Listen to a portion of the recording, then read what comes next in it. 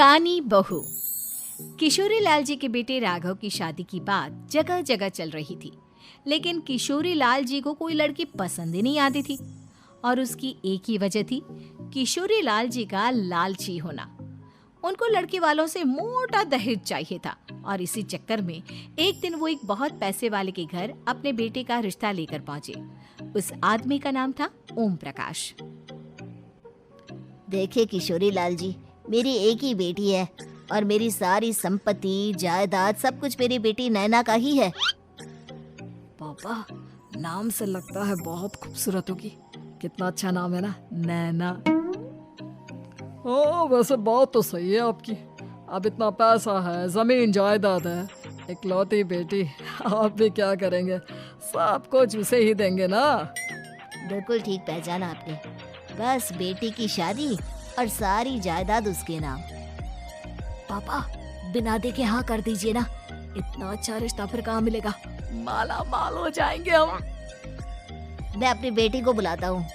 अरे नहीं नहीं नहीं नहीं, आपकी बेटी का नाम नैना है, सुनकर ही लगता है बहुत सुंदर होगी।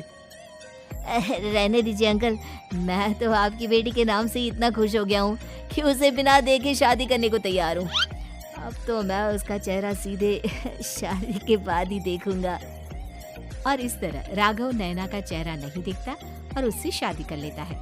शादी के बाद अपनी सुहाग रात पर जब राघव नैना का घूंघट उठाकर देखता है तो नैना की आंखें बंद थी।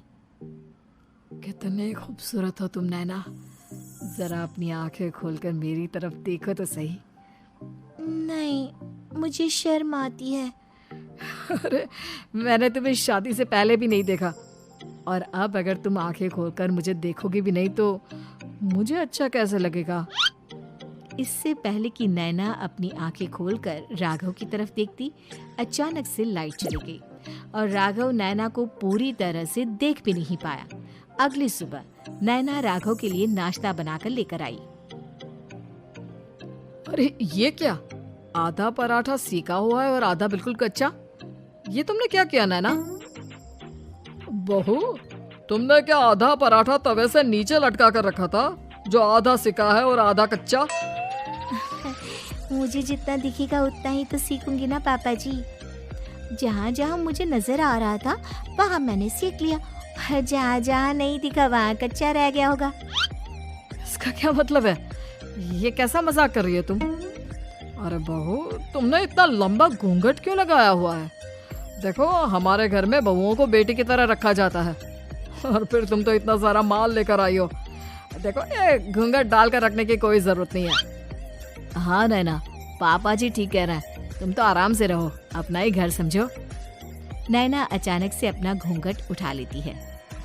अरे ये क्या पापा, नैना की तो एक आंख फूटी हुई है।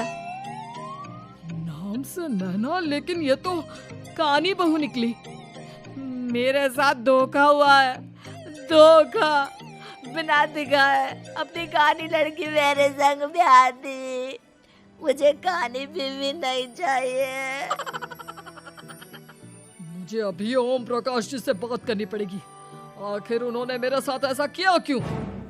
अरे, आप लोगों ने ही तो पापा से कहा था कि आप लोग शादी से पहले मुझे देखना नहीं चाहते। अब मेरे पापा पर क्यों इल्जाम लगा रहे हैं? अरे लेकिन उन्हें बताना तो चाहिए था ना कि तुम कानी हो, एक आंख से तुम्हें दिखाई नहीं देता। किशोरी लाल और राघव नाराज होकर ओम प्रकाश को अपने घर बुलाते हैं। पापा जी, ये आपने क्या किया? शादी से पहले बताया क्यों नहीं कि नैना की आंखों में परेशानी है? अरे, आप ही ने तो लड़की देखने से मना कर दिया था। और लेकिन आप बता तो सकते थे।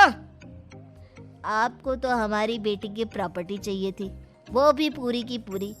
अब क्या हुआ अगर उसे आधा दिखाई देता है? प्रॉपर्टी तो आपको पूरी मिल गई ना। अरे ये क्या बात हुई? मेरी शादी प्रॉपर्टी से नहीं, आपकी बेटी से हुई है। अब ये तो पहले सोचना चाहिए था, तब तो मेरी प्रॉपर्टी देखकर तुम्हारी जुबान लपलपा रही थी। लेकिन मैं कानी लड़की को अपनी बीवी बनाकर नहीं रख सकता। पापा, कुछ करिए ना आप। हाँ, करता हूँ। देखिए ओम प्रकाश जी, आप हमारे साथ ऐसा नहीं कर सकते। और तुम देखो, अगर तुमने मेरी बेटी से शादी तोड़ी ना, तो जो भी प्रॉपर्टी मैंने तुम्हें दी है वो तो पूरी की पूरी वापस ले ही लूंगा और आधी प्रॉपर्टी तुम्हारी भी लूंगा। अरे मेरी आधी प्रॉपर्टी भला क्यों लेंगे आप? इसलिए क्योंकि मेरी बेटी को आधा नजर आता है और उसकी नजर अभी तक तुम्हारी आधी जायदाद पर ही पड़ी है। अब तुम उसे घर से निकालोगे तो कुछ तो लेकर जाएगी ना। और अगर हम आपकी बेटी को अपने घर की बहू बना कर रखे तो? तो तुम्हारी पूरी प्रॉपर्टी तुम्हारी ही रहेगी और जो मैंने तुम्हें दिया है ना, उसमें से बस मैं आधा लेकर जाऊंगा। अरे लेकिन अब आप अपनी दी हुई प्रॉपर्टी में से आधी वापस क्यों लेकर जाएंगे?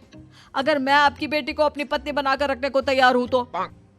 इसलिए ताकि भविष्य में अगर तुम मेरी बेटी को धोखा दो तो उसके पास कुछ तो रहे जो पति का हो।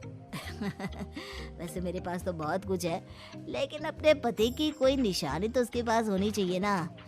अब अगर तुमने मेरी बेटी को कानी कहा तो तुम्हें प्रॉपर्टी भी कानी ही मिलेगी, पूरी नहीं। जमाए राजा। किशोरी लाल और राघव समझ चुके थे कि वो बुरी तरह फंस चुके हैं और अब उनके पास वहां से निकलने का कोई चारा नहीं है। अब समझ में आया ना, लालच बुरी बला होती है। एक तो तुम्हें प्रॉपर्टी मिली, ऊपर से बीवी मिली, उसमें तुम्हें नखरे भी दिखाने हैं। आए बड़े, चुपचाप बैठो तुम। कुछ दिनों के बाद नैना राघव की कार लेकर बाजार घूमने निकलती है और जब कार लेकर वापस आती है, ये क्या? एक तरफ से मेरी गाड़ी पूरी खराब हो चुकी है। लगता है तुमने मेरी गाड़ी को किसी दूसरी गाड़ी के साथ एक्सीडेंट किया है। अरे अरे कितना बड़ा नुकसान कर दिया तुमने बहू। वो क्या है ना पापा जी, मुझे एक आंख से दिखाई नहीं दे रहा था, सामने से गाड़ी आ रही थी। मुझे तो सिर्फ आधा ही दिखाई दिया और वो गाड़ी मेरी कार से रगड़ते हुए निकल गई। अब मैं क्या करूं बताओ? आप इसे ठीक कराने के पैसे कौन देगा? तुम्हारे पापा। तुमने मुझसे इस तरह से बात की? अभी रुको। नैना राघव की शिकायत ओम प्रकाश को कर देती है। देखो राघव, अब जो मेरी आधी प्रॉपर्टी तुम्हारे पास थी ना, उसमें से आधी और मैं लेकर जाऊंगा, क्योंकि तुमने मेरी बेटी को डांटा। अरे नहीं नहीं पापा जी, गलती हो गई, माफ कर दो। गलती की तो कोई गुंजाइश ही नहीं। अगली बार मेरी बेटी को डांटा तो बची हुई आधी में से आधी और ले जाऊंगा। लालच के चक्कर में हम दोनों ने बहुत बड़ी गलती कर दी बेटा। एक तो तुम्हें कानी बहू मिली और ऊपर से जो माल मिला वो भी काना। इस तरह राघव की हर एक गलती पर ओम प्रकाश उसकी प्रॉपर्टी का आधा आधा हिस्सा लेकर अपना सारा माल वापस ले गया और राघव को कानी बीवी से काम चलाना पड़ा।